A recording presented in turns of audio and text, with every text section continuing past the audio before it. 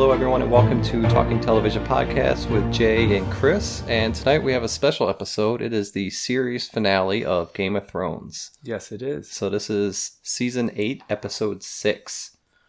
Well, this is a long journey that's come to an end, so Jay busted out the big guns here. Yeah, since it's a special episode, I figured it needs a special bottle. So, tonight we have the infamous Johnnie Walker Blue Label. I'm sure everybody who's a whiskey guy or gal knows about this. So oh, yeah. It is very good. Highly recommend it. Yeah, so I think had some chilled shots of it in the past, but never, actually sat and sipped on it. Doing that tonight, it's got a little bit different flavor than I remember it having. A little more woodsy and oaky. Yeah, pretty oaky. Yep. A little bit of smoke in there. Very minimal burn. Yeah, we were sipping on it earlier, so very good. I recommend it if you got some cash to spend. Speaking of recommending, would you recommend Season 8 of Game of Thrones? I think you got to watch it. It does bring everything to an end. It's the series finale. I'm sure, spoiler alert, watch it first before you listen to this, but it was very anticlimactic. It didn't leave us, catching our breath or nothing. They did a slow, recap and kind of wrapped up everybody's storylines. So. Mm-hmm. And I think everybody on the internet's going to hate it, but yes, the internet's mad at everything. That's why I do believe it's going to get a lot of criticism. But it's over. That's the end of it. I agree. I think it did an okay job wrapping everything up. I don't think there was supposed to be a lot of action or change this episode that happened in the last few. Yeah, instead of an iron throne, we have a wooden throne. A mobile wooden throne. Yeah, Bran the Broken. Who would have thought? Yeah, and I guess he accepts that name. I guess if I was king, I'd change it. But they kind of gave everybody their send off, and it's over. Yeah. Well, one thing I liked House about Stark prevails for the most part. Yeah, I think a lot of people are happy with that. I mean, we started with House Stark, so finishing with them on top is good. Well, should we just kind of break down the episode for everybody and, give our thoughts and end up where the series leaves us? Yep. So the beginning of this episode reminded me a lot of how a lot of recent comic book movies have chosen to show this, the destruction of the city down from like the lay person's viewpoint and all the destruction, innocent people getting killed and smashed around them. And the end of the last episode and the beginning of this one, we are really like down in the streets, see the destruction, caused by the dragon. Yeah, it opens with Tyrion walking through the streets. Jon's behind him, along with a couple of the other people. And it's really, the death and destruction is there. You could probably smell it, and the ash is still falling from the sky. It really sinks in of what just happened. And yeah, where do we go from here? This is not what we planned on doing. This is bad. Yeah, and he ends up walking past the girl that had the little horse toy in the last episode that was burned up. Right. We saw her with Arya, last episode. And then he turns the corner and we see the city bell has fallen and it's damaged on the ground, which I think is kind of a metaphor for this whole fight and conquering that was going on. It was Tyrion's whole goal is to get that bell rung to stop the fighting and save everybody's life. Yep. And then, to see it broken on the ground was, a pretty good, sign of what happened to everybody else. Yep. Destruction all around. Yeah, and he ends up finding Jaime and Cersei, sees the metal hand sticking out through the rubble and finds them in there. Rubble pile wasn't quite as big as I would have expected to see for the shot of them getting, crushed. But once again, if it was that big, you wouldn't be able to find them. So. Yeah, you'd never be able to find them. Yeah, he was pretty broken up about that, seeing his brother and sister dead and it becoming reality. He couldn't save them. Kind of the death of his family at that point. Yeah, and then he ends up going up to Dany later and giving up, just resigning, giving up his post. Yeah, he threw his pen down. And he got down the arrested. stairs, and yeah, she threw him in jail, awaiting execution. Pretty much, he knew it was coming. There's no way around that, as long as she was queen. Yeah, and she was pushing Grey Worm to continue killing anybody that was rooting for Cersei. So Grey Worm and Jon kind of almost throw down in the middle of the street. Yeah, it was a really tense scene. Mm-hmm. He comes across them. They have a few soldiers on their knees, and Unsullied are standing guard, gonna kill him. And he said, "Yeah, by the Queen's orders, we got to execute these guys." And Jon wanted to stop him, say, "We won. What else do you expect?" But he said, "No, this is what we got to do." Mm-hmm. And so Jon walks away to go see Dany, presumably to kind of bring it up to her that, hey, we don't need to do this. And in the background, you can see Grey Worm goes ahead and executes him. Kills him anyway. Yep, absolutely. Yeah, she's still got her power, but not for a whole lot longer. Yeah, we'll get to that in a little bit. But the big scene I thought was when the Unsullied were all lined up. There was quite a few Dothraki left, which was surprising. On I know. their horses. They keep multiplying. Yeah. And it was a really authoritarian type scene where top of the stairs is where Dany eventually walks out. But it was just rows of, soldiers, and she was addressing them all that way. It was snowing, the weather from the north came apparently and started to snow. But yeah, it just struck me as a really authoritarian, dictator type position she had taken, up above everybody, and just, praising the troops for the battle they've won, but it's not over. I can't free you as I had told you because the world's not free. Yeah, now we have to liberate the whole world. We're going to keep going. Yeah, it's not over yet. Yeah. A lot of people that get power, just you don't want to give it up, or keeps going to your head, and you keep finding another demon to go fight. And I think she's on that journey. That's where she was headed. That's where Tyrion meets up with her. So yeah, as she's addressing the troops, she tells Grey Worm, great job. You're now the Master of War, the Queen's Master of War. The Unsullied aren't freed, and then Tyrion steps up and throws down his pen and accepts his fate at that point. And then you can see she kind of walks off towards where the throne would be. Jon, eventually follows her there. And it was a pretty cool shot right before he gets to the Red Keep where the throne's at. You can see the dragon kind of arise from the snow and, lets him pass thinking, okay, you're safe. I'm not going to worry about you. Yeah. And then he lays his head back down and, takes a rest. I guess dragons got to rest too at some point. It's been a long battle. Long couple days. Yeah, so before Jon gets there, we actually saw a long bit of dialogue between him and Tyrion. And Tyrion's basically telling him, hey, you have to go become king because she's crazy. She's going to kill everybody. She's off the deep end. Yeah. Yeah, she went too far. Tyrion had like 3 or 4 different parts in this episode where he's speaking for minutes on end. So I think he really had the biggest part overall. For sure. I mean, he, at that, in his cell... the last time he's going to see Jon before he dies, presumably, he's kind of speaking to save everything. Hey, you have to step up and take out Dany, otherwise she's going to keep doing what she's doing. What we expected her to do from the past is now changed. It's no longer going to be that. Kind of pleading with Jon to say, you need to do something. You're the only one that can stop this from happening. And I think Tyrion, his growth over the last few seasons, that's exactly how he would respond. And I think it's fitting of him. Unlike Jaime, where he grew in the same way and then did a complete, turn around and went back and ran to Cersei and then died with her.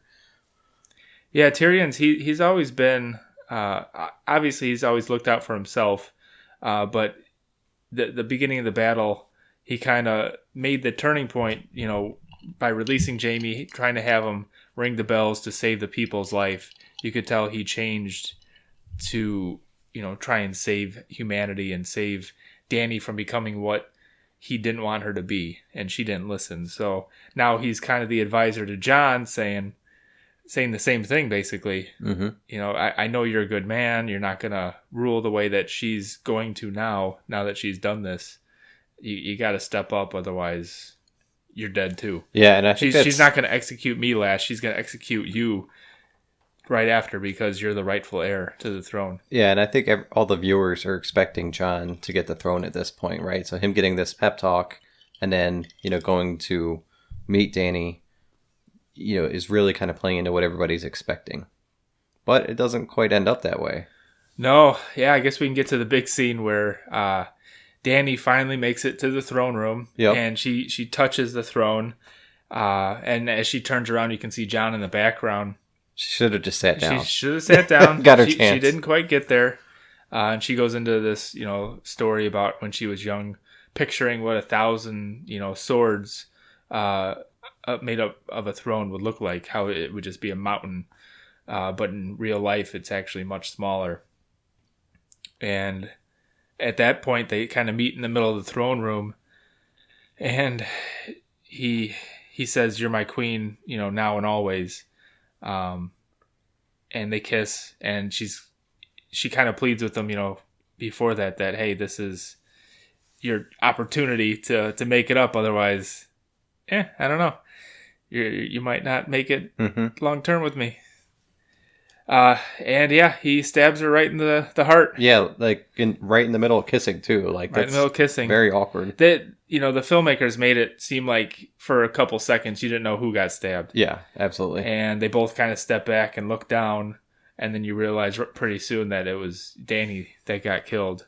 And she didn't actually get to have a last word or last breath. It was pretty quick. Mm-hmm. And Jon just cradled her in the middle of the throne room, and he started to sob as well. Yeah, and then the dragon, knew what was up and came up there and didn't kill him, which he was pretty pissed, weird. Though. Yeah, he was pretty pissed. He came up there, let out like this huge roar, scream, and right after, he kind of nuzzled Dany to see if she was going to wake up. He basically turned his fury on the throne. Yeah, and melted the whole thing. And said, "This is, if she can't have it, nobody's going to have it at this point." And just laid into it, melted it into, molten metal, just kind of went down the stairs, and the throne was no more. Left Jon alone, picked up Dany, and flew off. Mm-hmm. And that was the last time we saw him. They mentioned him a little later, kind of keeping tabs, like where he had gone. Where he is in the world. And, he was flying away. But, yeah, I mean, there's nobody left to control the dragon, so I don't really know why they're too worried about it. The dragon wouldn't be on their side, I don't think. No, I'm really surprised that Jon got away unscathed from that whole scenario. Yeah, and we were kind of left wondering, like, what's he going to do? How's he going to get away? And then we find out, he got thrown in jail a couple, weeks later. At this point, recap.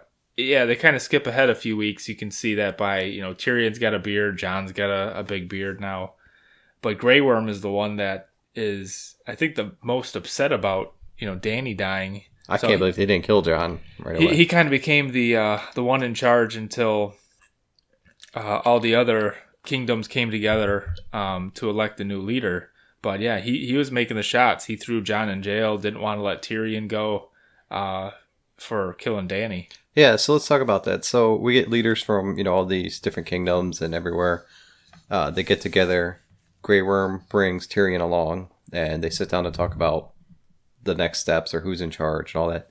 There was a lot of weird comedy moments they tried to throw in there, and I don't think any of them landed very well. No. Like the uncle, who stood up like, oh, I'll take the throne, and everybody's kind of like, looking off like, oh, I'm not going to... You don't got a chance. Yeah, you're not going to get Sansa just says, sit down. Yeah. Yeah, that was not going to happen. And then he spins and his sword hits the thing, and it's all awkward. I'm like, this doesn't really fit. I didn't like that part at all. Right. But Tyrion, once again, is the voice of reason and goes into this long-winded tale of, stories are the ones that are going to, that's how we're going to elect people now.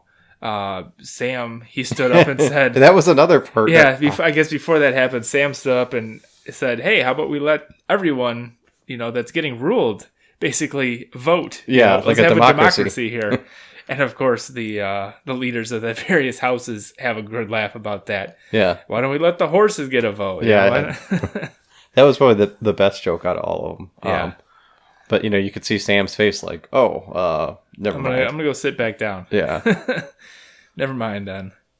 And yeah, Tyrion, he goes into his long speech and basically elects Bran Bran out of as everybody. the new leader of the kingdoms. Yeah, we were joking that somebody had 200-1 odds in Vegas or something on Bran. I'm sure somebody, had a prop bet on that. Definitely. So yeah, Bran the Broken is now the leader of the Six Kingdoms because the North, Sansa decides to remain their own. She wants to said be they're a going to be free independent. kingdom. Yeah.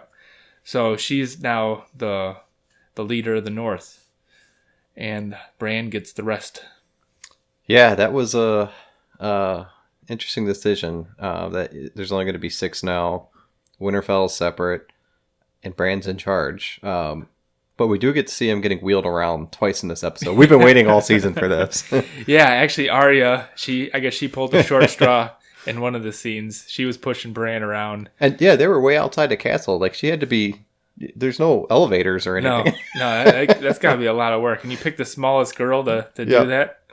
But then they picked the biggest one because towards the end, where they're having their first council meeting with all the newly elected cabinet members, you can see Lady Brienne. She's wheeling them in there. Mm-hmm. And so I guess that's gonna be somebody's full-time job forever. Yep, rolling him around. Maybe he'll get a custom lightweight, balsa wood or something. Yeah, I can upgrade that. Yeah.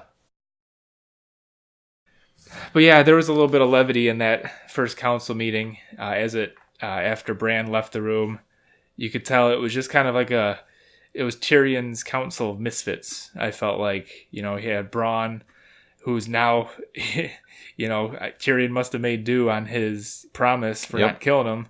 Gave him Highgarden, and all these titles. And yeah, they're kind of going back and forth about what to do next. Should we rebuild our ships? Should we rebuild our brothels?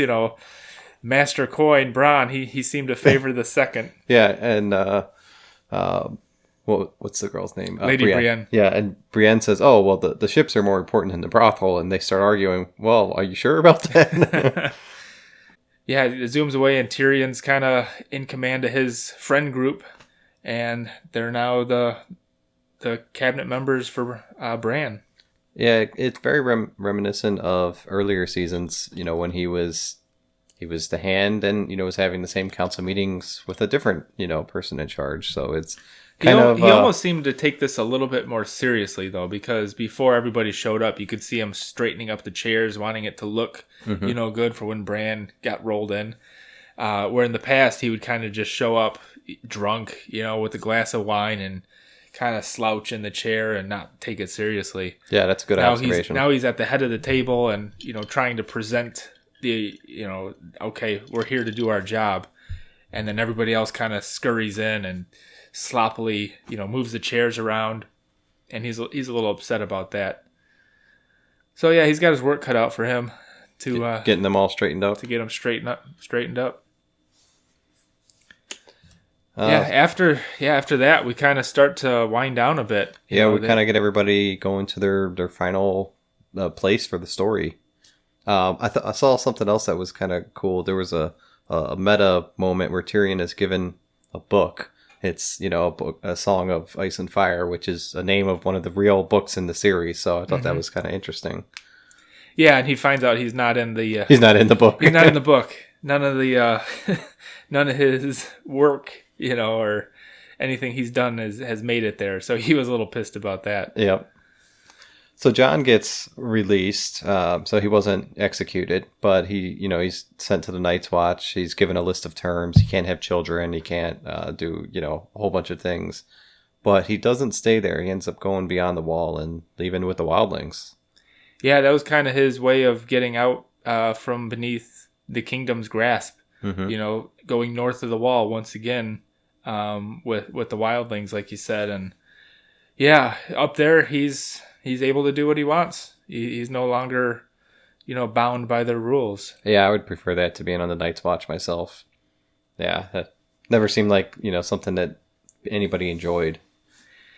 So yeah, Jon goes north of the Wall to live out his life. Arya, she actually wants to go west and explore. Yeah, off the what's map. west of Westeros, she says. She wants to go beyond where the maps end and see what's out beyond. I don't know if I like that choice for her. It's not like she's always been a, orienteer. So to just say, I went up and just go see what's off the map feels weird. I mean, I don't think she would have, stayed home in Winterfell or anything, but... Yeah, there wasn't really a place for her to go back to. So, yeah, to go to the unexplored, I kind of made the most sense to me. She definitely wouldn't want to go back to Winterfell and live under those rules. Yeah, and under her sister. And she never had the desire to, rule there. So to just kind of do her own thing, wherever that may be, that makes sense. And then Sansa is now, the Lady of Winterfell. She rules the North, which is kind of what she's longed to be, rule, have some power, and just keep her Northmen separate from the rest of the kingdoms. That's what she had promised to do, and she kept that promise to him. Yeah, and when she sat down and got the crown put on her head, and everyone called her Queen of the North, you could see kind of I don't want to say a relaxation, but just kind of an emotion overcome her. Like, okay, this is finally over, and I'm here. I'm home. I'm leading on where my father left off. So Yep. that was a good tribute for her. And then Bran is being Bran. Yeah. He's the new king. So all the Stark children, it kind of closes it out on them. Everybody, their new role, what they're looking to do. And that's the way the series ends. Pretty anticlimactic, I would have to say. Yeah, Brienne we actually see filling out the rest of Jaime's story in the history book there. Yes, in a good light. She writes down the way she wants him to be remembered. Yeah, which was a nice tribute from her. Yeah, because the way it had ended previously was not good. Made him look pretty bad. So she kind of paid tribute to him so that his memory would live on, forever and ever. And that's it. And that was it. The show's over. No, Fade to black. no next episode. Yeah. Not even a behind the scenes this week on any insight from the creators or directors. Yeah, I bet they'll release one on YouTube. They tend to do that, so it'll probably be a pretty long one. I'm guessing probably another 45 minutes to an hour behind the scenes. But yeah, we'll have to go on the internet and the Twitter sphere and see what everybody says. I'm sure you guys are doing that already. I bet everybody's giving it a thumbs down. It's going to be a huge topic of discussion nonetheless for the next I thought week or two. I thought it was fine or even good. Not a great finale, but solidly good. A lot of people are going to hate it though.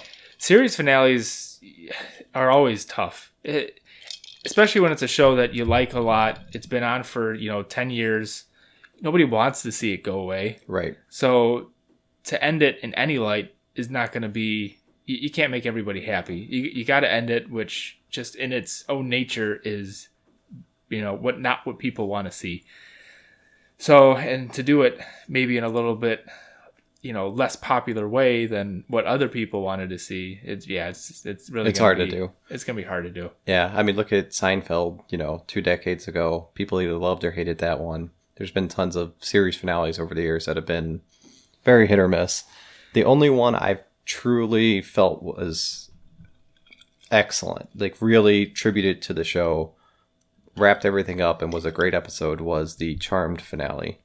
And that was the OG Charm, not the new one that's total shit. But I thought it was a great episode. I thought they, finished it off well. I don't think I've come across another show that has done the same. Yeah, it's really hard to do. Mm-hmm. I'd seen some snippets of, the Game of Thrones actors after they had wrapped filming, but, before the season even aired, the people interviewing them would say, hey, what if you could explain, the series finale in one word, what would it be? And a lot of them just kind of gave that facial expression and either said, oh, it's great, or they actually said, no, disappointing. So I think some of the actors were even a little upset with how it ended. But nonetheless, you got to wrap it up one way or another. I thought the last, 2 or 3 episodes before this one were excellent. So, Oh yeah, they had a lot of great fight scenes. This one was just exposition, just trying to finish the story, put everybody in their place. Wrap everything up, Yeah. and give them some sort of send-off. And yeah, they did that. So in that light, it was a good series finale. Yeah, I think it was successful. Probably not a very popular one. Yep, that's a good way to put it. Speaking of wrapping, we heard that Warrior Season 2 is starting to wrap up their filming over in South Africa. Yep. So hopefully we'll get to see that next spring. We've seen, maybe some characters that might not be involved. Obviously, we know one big one. We lost 2 this last week. So, yeah, that's getting wound down too. A few more episodes. Yep, 3 more episodes for that. For Season 1. If you guys are done with HBO, go head over to Cinemax and just binge it really fast. There's only 7 episodes so far, and they're from 45 minutes to an hour, so they're pretty quick. Yeah, not bad. Catch up and then, come back and we'll talk about the last 3 episodes. If you're only going to watch one episode, go watch episode 5.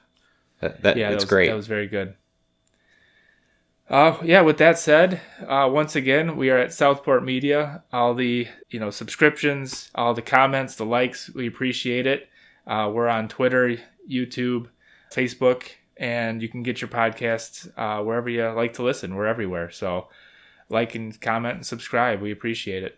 Yep, and if you're listening on a podcast, we also post over to YouTube. So tomorrow night, Chernobyl. Yes. So episode 3 of that limited series. So stay tuned for that because that's actually gotten a lot of good feedback. Yeah, it's been a huge show for us. So we're excited to finish that out. 3 more episodes of that as well. It's just like Warrior. So please come back, listen to our other shows as well. And as always, thanks for listening. And we'll catch you on the next one. Cheers. Cheers.